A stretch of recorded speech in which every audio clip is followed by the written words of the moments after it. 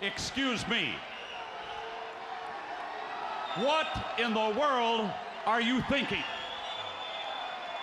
Mean Gene, the first thing you need to do is to tell these people to shut up if you want to hear what I gotta say.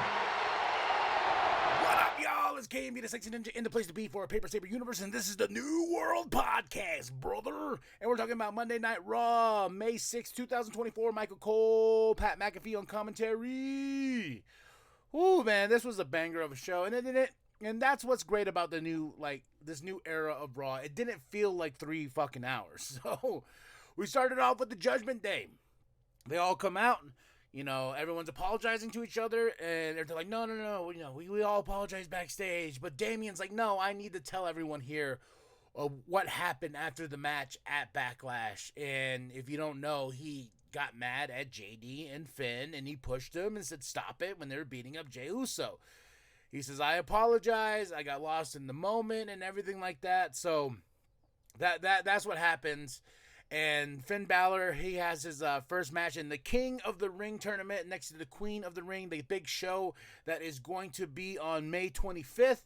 And Finn's like, I get to miss, I get to go, past the first round because he was supposed to face Drew McIntyre, but Drew McIntyre is not cleared from an injury that he received from CM Punk, if you know what I mean, when he talked about last week. So Finn Balor's like celebrating. They're like, yeah, he gets to move on. But no. Adam Pearce comes out. He's like, hey, you're going to have to earn it like everybody else. And you have an opponent for the first round. And it's, ooh, so it's me, oos. Day one, it's just me, oos. Day one-ish. Oh,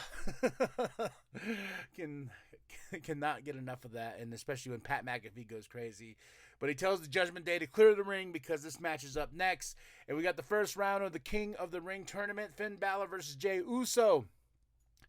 Awesome match, man. Drew McIntyre came out because he's mad. He's angry Scottish man. But Jey Uso got the win. He's going to move on in the tournament. And I'm like, damn it, I really wanted Finn Balor to move on. But I'm okay with Jey Uso as well.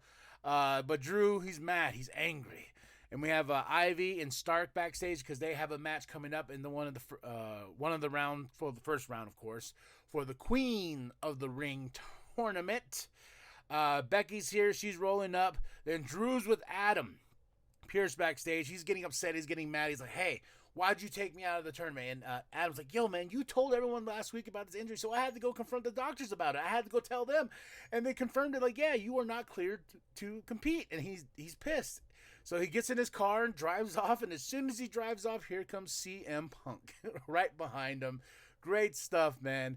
And if you haven't been following CM Punk in his Instagram, I guess he was locked inside the Tower 2, Titan Tower 2, or whatever you want to call it, headquarters of WWE, posting up some great videos, squirrel tapping when squirrel tapping is needed. Just some really great, fun stuff, man. Adam's like, hey, you're late. He's like, I had one hell of a weekend. Hey, tell the boys to play my music.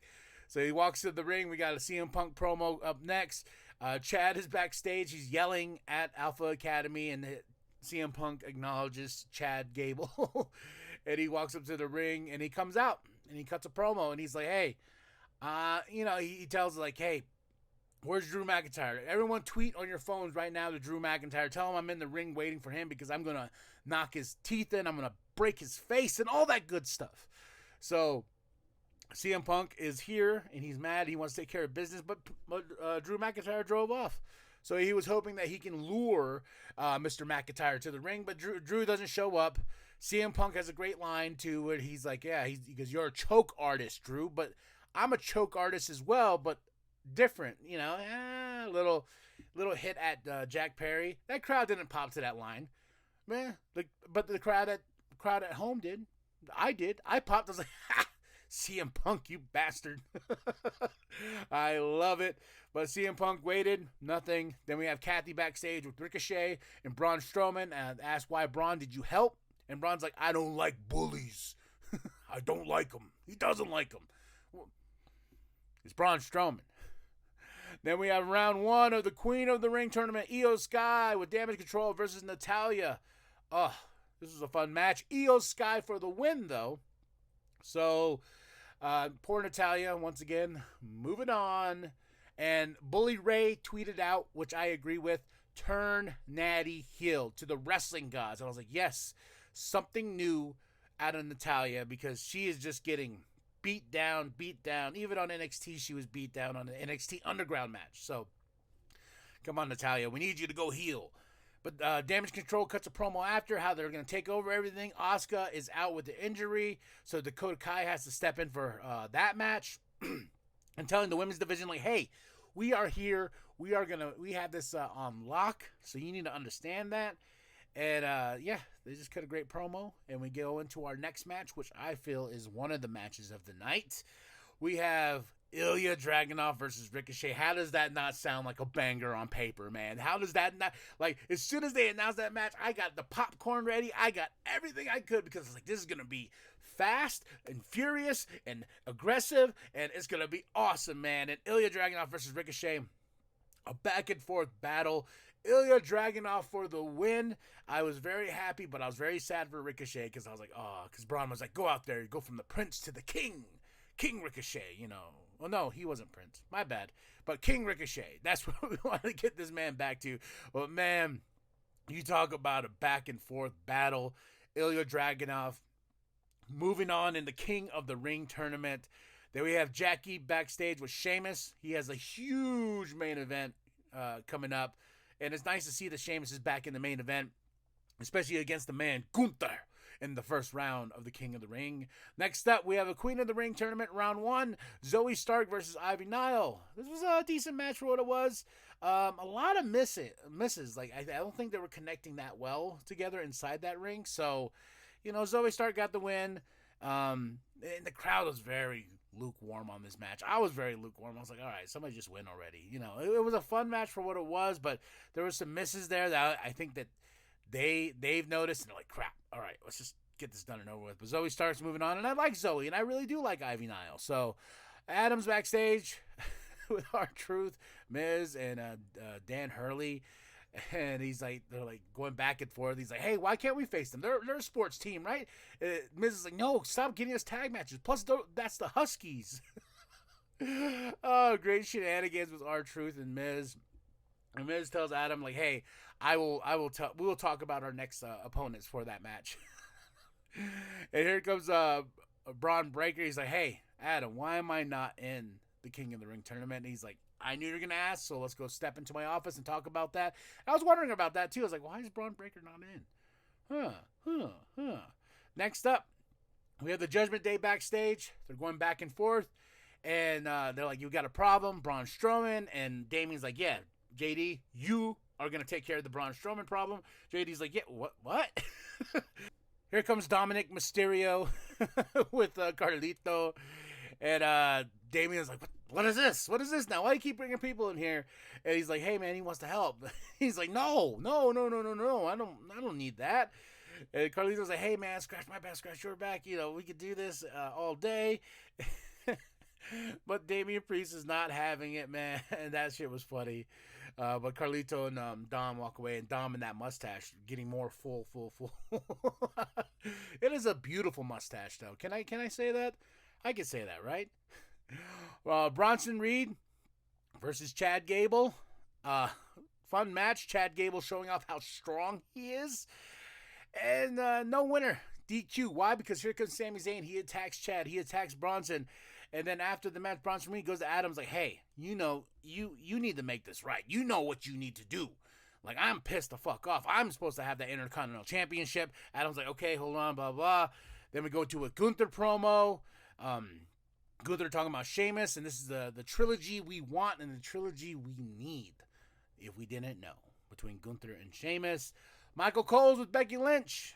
You know, Becky Lynch is holding that championship because of Rhea Ripley being out. Here comes Liv Morgan, and they go back and forth, and Liv's like, hey, I beat Nia Jax. I took out Rhea Ripley. I deserve a shot at that championship. So Becky's like, yes, you do. And it's going to be at the King and Queen of the Ring tournament, May 25th. They will get that match. And I was like, okay, all right, let's see what Liv Morgan can do. Then we have Jackie backstage with Sami Zayn, and Sami Zayn says, He's like, hey, I know what happened tonight, and I'm taking responsibility, and I know what needs to happen at the King and Queen of the Ring show. It'll be a triple threat match for that Intercontinental Championship. Oh, baby. And real quick, back to my notes between Liv and Becky. Damage Control comes out, surrounds the ring, and I like what Liv did. This gave me a little bit of hope for her, especially if she's going to go into this heel role and everything like that, is when there were Damage Controls around the ring. Becky and her are standing there. Then Liv just powders out. She's like, ha! This isn't my fight. It's your fight. Oh, that was some good stuff right there. Really great stuff from Liv. So, and this sets up our match because Lyra comes for the save. We have our round 1 Queen of the Ring tournament. Dakota Kai versus Lyra. This was a good match for what it was, but Lyra got the win. She is moving on in the Queen of the Ring tournament, baby! Whew, good times. Kofi promo. He does a Kendrick and Drake reference. I think CM Punk did one as well earlier in his promo, talking about, he doesn't like the way I walk, doesn't like the way I dress, doesn't like this, and Kofi brings it up, and I've been following this Kendrick and Drake shenanigans for a bit, and it's been awesome. I think Kendrick's winning, but I just like the fact that stuff I've been really, really like chiming into is bleeding over into WWE, and it's fucking awesome. Someone made a thing with Kendrick Lamar, says he will answer his enemies on Dynamite. Oh, such good stuff, man. And now, first round King of the Ring tournament match, main event of this show, Gunther versus Sheamus. 2 meaty men beating and slapping and chopping each other. Oh, in all its glory. They almost ran out of time with TV because the end was kind of rushed. But man, you talk about these two, the welts on Sheamus's chest, the bruises on Gunther. These two beat the crap out of each other, and this is my match of the night. Second to that is the Ilya Dragunov versus Ricochet. But hot damn, this King of the Ring tournament and Queen of the Ring tournament is really heating up. And we're in Las Vegas, April 19th and 20th, 2025. We got SummerSlam August 3rd. We got Battleground May 26th. The King and Queen of the Ring tournaments that weekend too, May 25th. And Clash at the Castle, June 15th. Man, WWE is on fire, like Triple H said for the promo for the WrestleMania 41 in Vegas. I'm a happy man. I am excited, folks. I give this show a solid 5 out of 5. I enjoyed it from top to bottom. Doesn't feel like 3 hours anymore. It just feels like a roller coaster ride, and we have a good time watching it in this house. So my wife's like, "Hurry, it's almost 5 o'clock." I was like, "I know, we gotta watch Monday Night Raw." So it's become a thing with my family, and I love every minute of it. So tell me what you thought of the show. Drop those comments below. Hit that like, hit that subscribe, share with the bum down at Walmart. Go to ProWrestlingTees.com/New World Podcast. Get yourself that sweet NWP logo created by Penta X. And remember that the New World Podcast is for life, bro. Because you're a choke artist. Not like how I'm a choke artist, Pat. Two very different things. Guillotine, yeah.